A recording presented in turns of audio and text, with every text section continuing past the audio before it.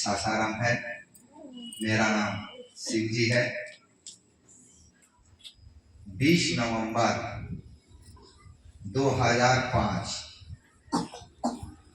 दिन रविवार इसी सासाराम के कोठा टोली में संध्या के 5 बजे मैंने शिव को अपना गुरु माना था। शिव को गुरु मानने के बाद मुझे भी कोई विश्वास नहीं थी, कोई श्रद्धा नहीं था, कोई जरूरत नहीं थी। हमने भी हंसी मजाक में, अंधविश्वास में, अश्रद्धा में शिव को गुरु मान लिया, क्योंकि मुझे पता नहीं था। हम जानते थे, आप लोग भी जानती होंगी कि शिव भगवान है, वो ईश्वर है, महेश्वर है, परमात्मा है, और नामों से हम लोग अवगत थे। वो कालों के काल महाकाल है, दानियों में दानी महादानी है, भूतों के नाथ भूतनाथ है। बहुत नाम हम लोग जानते थे, उनकी पूजा पाठ करना हम लोग जानते थे, लेकिन ये पता नहीं था कि वो भगवान शिव हमारे और आपके भी गुरु हो सकते हैं। किसी गुरुवहना ने मुझे भी कहा कि शिव जी भाई, आप बड़ी बाबा धाम जाकर के, गुप्ता धाम जाकर के महादेव की इतना पूजा करते हैं, से उसी महादेव को गुरु मान लीजिए। हमने भी उनसे यही बात कहा। मेरे भी मन के अंदर एक बात चल रही थी कि भाई गुरु तो वो होते हैं जो आकर के हमको सिखाते हैं, बताते हैं, पूजा पाठ कराते हैं, उनको गुरु माना जाता है। ये तो भगवान है, ये शरीर में है नहीं, ये कहाँ से आएंगे हमको सिखाने के लिए, बताने के लिए, या कुछ जरूरतें पड़ेगी, हम पूछना चाहेंगे तो किससे पूछेंगे। सारी बातें मेरे मन के अंदर चल रही थी। फिर भी उस बहना ने कहा कि आप जो करते हैं करते रहिए, खाली मन से महादेव को अपना गुरु मान करके नाम की घोषणा करा लीजिए। हमने कहा चलिए, जब सब कुछ करते ही रहना है, नाम की घोषणा करा लेना है तो करा लेते हैं। और हमने नाम की घोषणा करा ली, और नाम की घोषणा कराने के बाद लगभग 3-4 सालों तक मैं कहीं शिव चर्चा में नहीं गया, क्योंकि हम लोग सर्विस में थे, पढ़े लिखे थे, हम लोग देखते थे, कहीं कहीं शिव चर्चा देखते भी थे तो वहाँ गुरु भाइयों की संख्या रहती नहीं थी, खाली गुरु बहने रहती थी 10 गो, 20 गो, 50 गो, अपना पूरा ढोलक झाल बजा करके भजन भाव करती थी। तो हम लोग भी नहीं समझ पाते थे कि ये चर्चा कहलाता क्या भाई। हो सकता है कि 10 गो औरतें जुट करके भजन भाव अपना भगवान के गा रही हैं, यही समझ में आ रही थी बात। धीरे धीरे दिन बीतते चला गया। एक दिन ऐसी स्थिति आई कि मैं किसी परेशानी में फंस गया, और किसी परेशानी में फंस गया। परेशानी क्या थी? अपना विभागीय एक परीक्षा था, हम बीएसएनएल में सर्विस करते हैं, विभागीय एक परीक्षा था, और परीक्षा में जब मैं बैठा ना तो एक भी क्वेश्चन का जवाब मुझे आ नहीं रहा था कि इसका आंसर क्या होगा। 3 घंटे का समय था, धीरे धीरे 2.5 घंटा बीत गया, लिख हम कुछ नहीं पाए। अब हमको आ ही नहीं रहा था कि हम लिखे क्या। सवाल एक ही था कि टिक मार करना था, 1 नंबर का क्वेश्चन था, टिक मार करना था, खाली पहला के सी दूसरा के सी। अंत जब आधा घंटा समय बचा तो कहीं कहीं चर्चा में हम दीदी लोग से माइक के द्वारा, चर्चा में तो जाते नहीं थे, ना बैठते थे, ना जानते थे कि चर्चा होता क्या, माइक से सुनते थे। कभी काल ऑफिस के बगल में होता था, घर के बगल में होता था, तो माइक से सुनते थे कि दीदी लोग कहती हैं कि बड़ी महादेव दया करते हैं। कोई कहता है मेरे बेटे की तबीयत ठीक हो गई, कोई कहता है मेरी बेटी की शादी हो गई, कोई कहता है घर बन गया, कुछ अपना कहती थी। मेरे भी मन में एक बात है, परीक्षा हॉल में देखिए विषय हम अलग हट गए। कहा कि हमारे भैया बोल दिए कि अपना परिचय, तो हम अपने परिचय में चले गए। बता दूं कि मैंने शिव को गुरु माना कैसे, और आज मेरा मन लगा कैसे। क्योंकि आज मन समझता है कि दुनिया का पूजा पाठ है क्या, पूजा पाठ कहते किसे हैं, तीर्थ व्रत है क्या, अध्यात्म है क्या। साहब श्री हरेंद्रानंद भैया ने हमको आपको खूब अच्छी तरह से सिखा दिया है। तो परीक्षा में आधा घंटा का मात्र समय था। मैंने सुना था कि लोग से कि बड़ी महादेव दया करते हैं। और साहब की भी बात एक मैंने सुना था, जब सिद्धेश्वर नाथ के मंदिर में जाकर के उन्होंने रसगुल्ला चढ़ाया था तो दरवाजे पर बैठकर, अब तो बच्चे था, साहब से लोग कह दिए थे कि देखते हैं आपकी महादेव दया करते हैं तो आप अपने घर नहीं मंदिर में चल करके महादेव को रसगुल्ला खिला दीजिएगा तो हम लोग समझ जाएंगे कि महादेव दया करते हैं। अब तो साहब चल दिए थे, रसगुल्ला लिया गया था, 50 गो रसगुल्ला खरीदाया था, मंदिर में चढ़ा दिया गया था, केवाड़ी बंद कर दी गई थी। बात सम्मान का था, बात प्रतिष्ठा की थी, बात महादेव का था। उस दरवाजे पर भी बैठ करके साहब ने एक के बात कहा था कि बुढ़ाऊ लाज रखी है। ये बात अगर आप किताब पढ़ती होंगी, साहब की चर्चा सुनती होंगी तो ये बात साहब की थी। दरवाजे पर बैठ करके साहब ने कहा था कि बुढ़ाऊ लाज रखी है। और जब दरवाजा खोला गया तो 15 रसगुल्ला उसमें से गायब था। 35 रसगुल्ला में भी लगता था कि कोई खा खा करके आधा आधा छोड़ दिया है प्रसाद के रूप में। तब वहीं से 1980 दशक की ये बात है, वो नहीं से ये बात चली कि वास्तव में महादेव दया करते हैं। यही सब बात उस परीक्षा हॉल में मुझे भी याद पड़ा तो मैंने भी एक बात कहा कि महादेव वास्तव में मैंने तो आपको अपना गुरु मान लिया हूँ, 3 सूत्र का पालन भी नहीं करता, कहीं जाता भी नहीं, वास्तव में दया करते हैं। आज आपकी दया देखते हैं कि कैसी दया आपकी कहलाती है। और अंदाजे पर पहला के सी के डी जल्दी जल्दी जल्दी जल्दी टीक मार करके पेपर जमा करके हम चले आए घर। पूरे बिहार से 273 लड़का हम लोग परीक्षा देने बैठे थे परीक्षा हॉल में। 273 लड़का हम लोग थे। आज जब रिजल्ट निकल करके आया दीदी तो मात्र 2 लड़का पास थे, एक मैं और एक पटना का लड़का था। तब मैंने समझा कि वास्तव में ये नाम जो कहा जाता है महादेव का कोई गलत नहीं है। वो तो महादेव भस्मासुर को भी आशीर्वाद दे देते हैं, यमराज को देते हैं, रावण को भी आशीर्वाद दे दिए, बड़े बड़े संत महात्माओं को आशीर्वाद दे दिए। अगर हम और आप उनको अपना गुरु मान लेते हैं। खाली खेला मन का है। साहब ने कहा कि खेला मन का है। मन बहुत तीव्र गति से चलता है, मन बहुत सोचता है, बहुत सी मन से हम चोर बनते हैं, मन से हम बेईमान बनते हैं, मन से हम साधु संत बनते हैं। यही जाने के खेला मन का है। अब ये मेरा करके रहा, थोड़ी सी साहब की बात हम लोग जान लें। 31 अक्टूबर 1948 दिन शुक्रवार था। इसी बिहार राज्य में एक सिवान जिला है, सिवान जिला में एक गांव है अमलोरी, एक छोटा सा गांव है अमलोरी। अमलोरी गांव में एक खपड़े के मकान में साहब श्री हरेंद्रानंद भैया का जन्म हुआ। और उन्होंने हमको आपको कुछ नहीं बताया दीदी। 9 तारीख से यहाँ सब चर्चा चल रही है माँ की मंदिर में, 15 तारीख तक चलेगी। बहुत से गुरु भाई गुरु बहन आप लोगों के बीच में आए, बहुत सी बातें बताए। हम लोग प्रतिदिन नेट पर चर्चा देखते हैं, सुनते हैं। हम नहीं थे, हमारा भी मन कर रहा था कि हम पहुंचे। कल हम आए उत्तर प्रदेश से, मन किया कि नहीं आज हमको भी चलना चाहिए। देखिए उन्होंने कुछ नहीं कहा तो एक बात है, ये चर्चा क्या है? वार्तालाप है। ये शिव चर्चा पूजा पाठ नहीं है। 2-3 बात जान लीजिए। पहला चीज की शिव चर्चा में कोई शरीरधारी व्यक्ति गुरु नहीं। भैया जो भी बात करना होगा आप मुझसे कहिएगा, थोड़ा कर दिया। इस शिव चर्चा में कोई शरीरधारी व्यक्ति गुरु नहीं है। बोलते जाइएगा बीच में, आप लोग सब कोई शिव कैसी से है ना। तो जहां भी शिव की चर्चा होती है वहां कोई शरीरधारी व्यक्ति गुरु नहीं है। हम सब लोगों के गुरु कौन है? भगवान शिव। हम लोग क्या है? शिष्य, चेला। भोजपुरिया में हम लोग चेला कहते हैं। हम लोग महादेव के चेला हैं। तो चेला चेला को सिखाता नहीं है, चेला चेला को समझाता नहीं है। समझाना काम किसका है? गुरु का। हम और यहाँ आए हैं, सब कोई शिव के शिष्य हैं।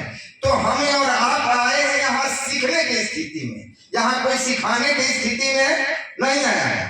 तो जब हम शिष्य हैं, मेरे गुरु महादेव हैं, तो हम यहाँ क्या करने आए हैं?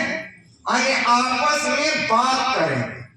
हम यहाँ जिस भगवान शिव को सदियों से पूजा पाठ किया, बाबा धाम जा करके जल चढ़ाया, गुप्ता धाम जा करके जल चढ़ाया, शिवरात्रि किया, सावन की सोमवारी किया, ये तमाम चीजें किया, उस महादेव को कितने नामों से हम और आप जानते हैं।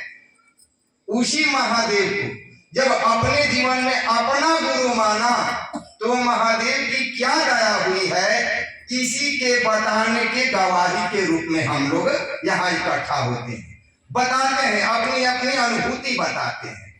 तो साहब ने कहा कि उस महादेव को, यहाँ जितने भी हम गुरु भाई गुरु बहन हैं, यहाँ कोई नहीं होगा जो कि उस महादेव को नहीं जानता होगा। सब लोग जानते हैं, उस भगवान को सब कोई जानता है। तो साहब ने कहा कि जब उस भगवान को आप जानते हैं, तो ये भी आप जानते होंगे कि उस भगवान के लिए क्या क्या करना है। पता है ना, उस भगवान के लिए क्या करना है? जल चढ़ाना है, आरती दिखाना है, प्रसाद चढ़ाना है, भोग लगाना, यही ना भगवान के लिए करना था। ये हम लोग करते भी थे। साहब ने कहा कि आप भगवान से आपका परिचय है, आपका संबंध है, आप उस भगवान को जानती हैं। साहब ने कहा उसी भगवान से एक नया रिश्ता और बना लीजिए। साधारण वे में उन्होंने हमको आपको समझाया कि जिससे आपका संबंध पुराना, आप किसी व्यक्ति को आप बहुत पहले से जानती हैं, उसके बारे में सब कुछ आपको जानते हैं, और उसी से कोई रिश्ता बनाना हो नया, तो मन में हिचक नहीं रहेगी, क्योंकि उसके बारे में आप जानती हैं कि वो व्यक्ति कैसा है, कहाँ का रहने वाला है, उसके पास धन प्रॉपर्टी कितना है, क्योंकि आप जानती हैं उसको। आज अगर एक नए जगह जाइएगा रिश्ता बनाने के लिए, तो आपको परिचय करना पड़ेगा कि भाई व्यक्ति कैसा आदमी है कि नहीं है, ईसा है, इसके पास है का नहीं, परिचय करना पड़ेगा ना। आज अब पुराना आदमी से रिश्ता बनाना है जिसके बारे में हम जानते हैं, वहां ज्यादा जानने की जरूरत है। वही साहब ने यहाँ भी समझाया कि उस महादेव को तो आप खूब अच्छी तरह जानती है, खूब मजे में। हम लोग साधारण बोली भाषा में कुंवारी लड़कियों को भी कहते हैं, भाई शिवरात्रि करो ना, मन जो पति मिलेंगे, बढ़िया पति मिल जाएंगे। नहीं कहते हैं, कोई को अगर बेटा को नौकरी नहीं मिलता है तो कहते हैं महादेव के मंदिर में ना कम से कम 1 साल जल तो चढ़ाओ, महादेव को नौकरी मिल जाएगी, महादेव ना। हम लोग जानते हैं उस महादेव के बारे में, सब देते हैं। साहब कहा कि उसी महादेव से एक संबंध और बना लीजिए, एक रिश्ता और बना लीजिए। कौन सा रिश्ता? गुरु और शिष्य, एक संबंध। तो महादेव के बारे में तो हम जानते हैं कि भगवान को क्या क्या करना है, लेकिन अब बनाना है गुरु। तो यहाँ जानना होगा ना कि गुरु के लिए हमको क्या क्या करना चाहिए। भाई कोई कुछ बताएगा, हमको कोई बताया कि आप चले जाइए नारायणी माई के मंदिर में, तो हमसे उनसे पूछा ना कि भाई कैसे कैसे हम जाएंगे। उन्होंने रास्ता बताया कि ऐसे चल जाइएगा, भदोकरा से आगे बढ़िएगा, रोडे पर मंदिर है, रोडे पर परिचय बताया। हम चलते आए, आवाज सुनते सुनते यहाँ तक पहुंच गए। वही तरह जब आप उस महादेव को अपना गुरु बनाते हैं, तब आप जानना होगा कि गुरु बनाने के लिए क्या करना होगा। जानना होगा ना, बोलिए, आपको जानना होगा ना, परिचय लेना होगा ना, उस महादेव को गुरु बनाने के लिए क्या करना होगा। तो इस बात को किसने बताया? शास्त्र में तो सारा नाम हम जान गए, जो कालों के काल महाकाल है, देव में देव, महादेव में दानी में दानी महादानी है। उनको विश्वनाथ कहा जाता है, वैद्यनाथ कहा जाता है, क्या नहीं कहा जाता है।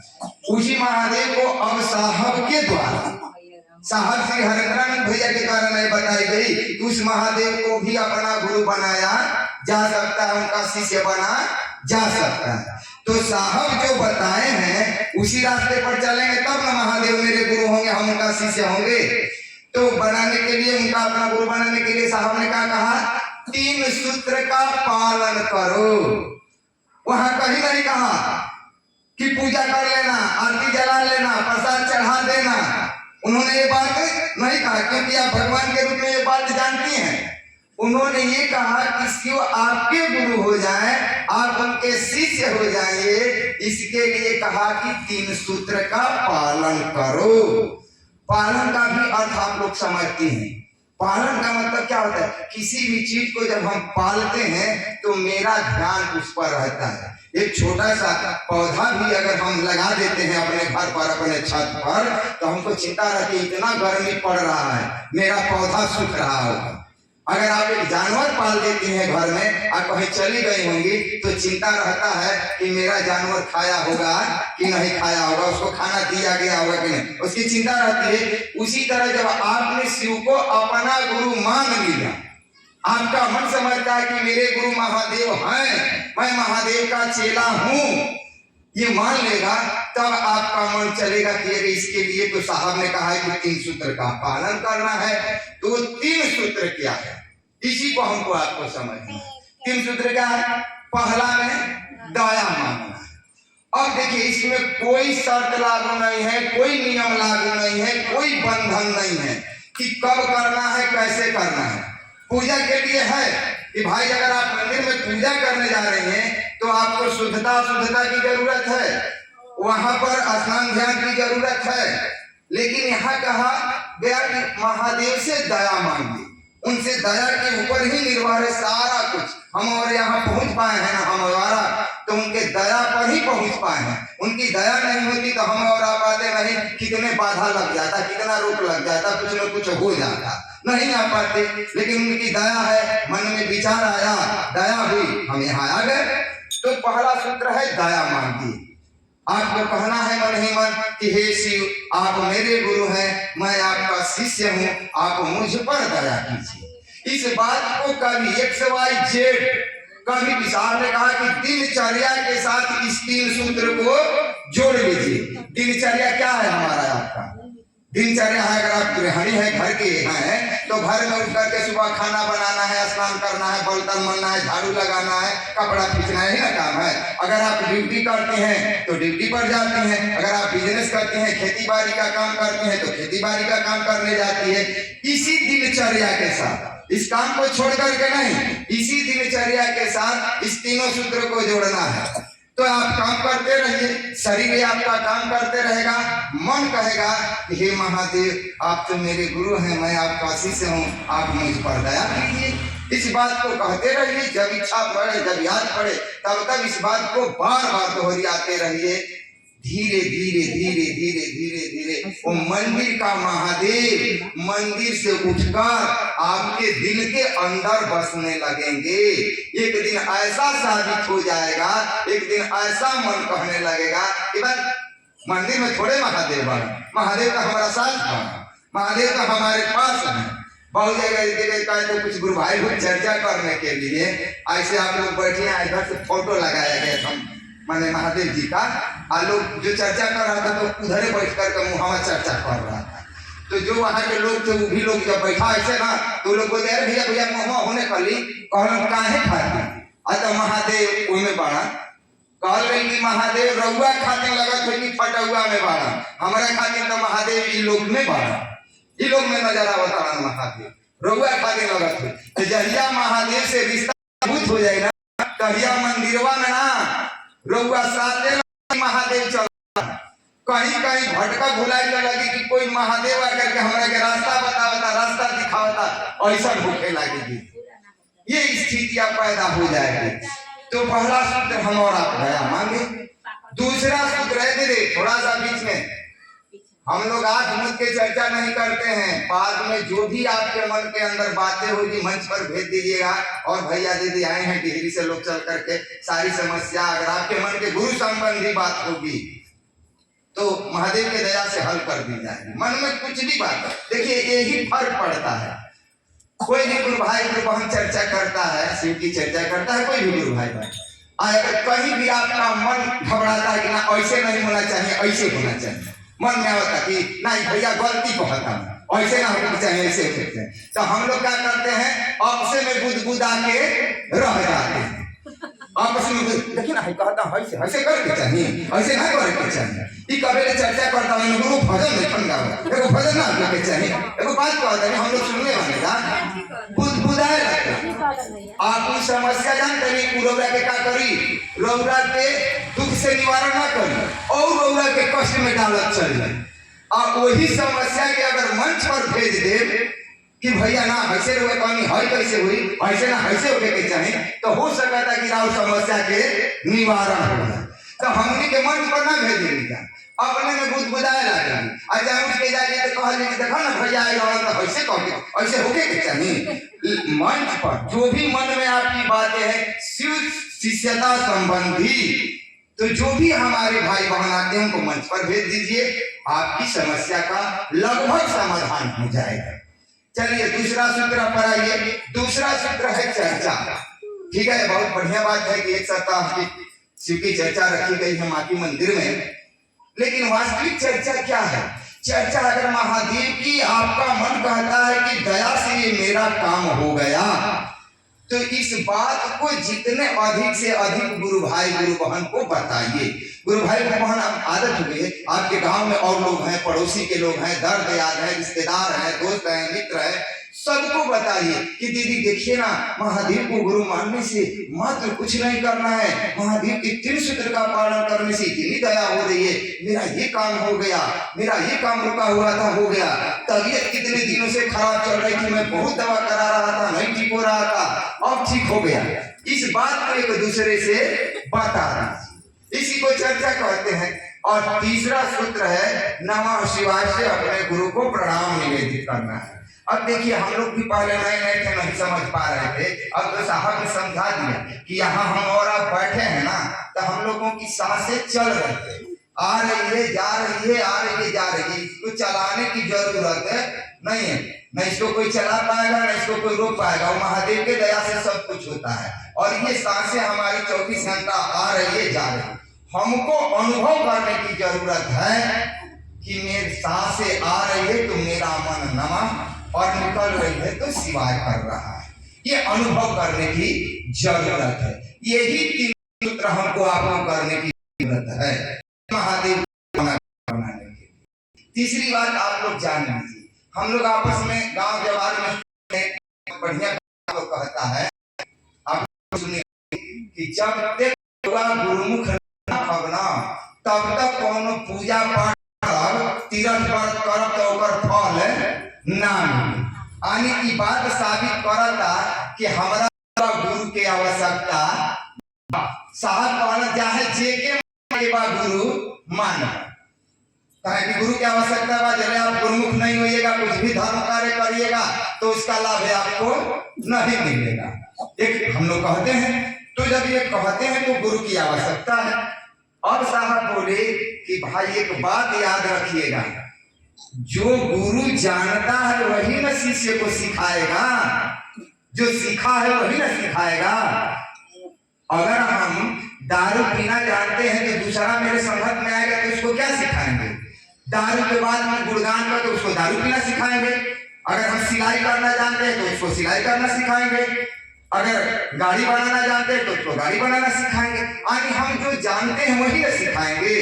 तो इस धरातल पर अब आप जिसको गुरु मानने चलती हैं, तो हर एक व्यक्ति के अंदर आज इस धरातल पर बहुत से ऐसे नाम हैं जो कि अच्छे अच्छे संत महात्मा, अगर आप लोग टीवी में देखते होंगे, पेपर देखते होंगे, तो अच्छे अच्छे संत महात्मा कहाँ हैं? जेल के अंदर। अब हम गुरु माने किसको भाई? गुरु की आवश्यकता हमको है, गुरु हमको चाहिए, इसको गुरु माने। गुरु का मतलब होता है कि गुरु वैसा होना चाहिए जिसके अंदर लोभ लालच छल कपट न हो। और जिसके अंदर लोभ लालच छल कपट है तो मेरे मन के अंदर का लोभ लालच कैसे दूर करेगा? मेरे मन के अहंकार का दूर कैसे करेगा? जब उसके मन के ही अंदर अहंकार है। और जब तक लोभ लालच अहंकार दूर नहीं होगा, ईश्वर मेरे साथ नहीं होंगे। तो साहब ने कहा कि गुरु की आवश्यकता है, और शास्त्र कहता है कि शिव जगत गुरु हैं, गुरुओं के गुरु गुणाधिपति हैं। तो उसी भगवान शिव को अपना गुरु मान करके इस 3 सूत्र का पालन करो, आपकी जीवन समझ में आ जाएगी।